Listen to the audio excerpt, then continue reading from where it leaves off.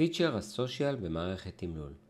בכניסה לרשימת התמלולים תוכלו להיכנס לעריכה. בעריכה יופיע לכם למעלה כפתור של שיווק סושיאל. בלחיצה עליו תוכלו לשלוח את הפעולה ותקבלו אליכם הודעה למייל כאשר הפעולה תסתיים. ברגע שקיבלתם את המייל תוכלו לחזור חזרה לרשימת התמלולים, ובהמשך לקטע הסאונד שלכם תוכלו לראות כפתור של שיווק סושיאל. בלחיצה עליו תוכלו להוריד את התוכן, וזה מה שתוכלו לראות. כאן מופיע בצד שמאל.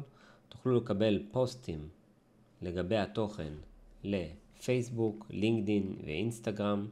תוכלו לקבל כתבה שיווקית לבלוג שלכם שכבר הכנו לכם מראש.